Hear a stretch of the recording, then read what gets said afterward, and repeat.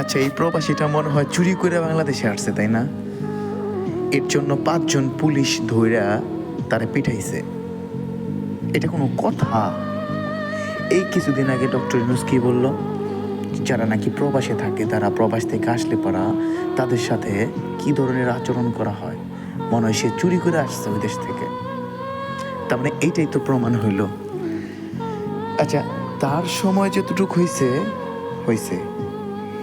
আপনার সময় যতটুক হইল, এটা কি মাইনে নেওয়া যায়? কিছুদিন আগে তো ভালোই অনেক ধরনের লেকচার ছাড়লেন।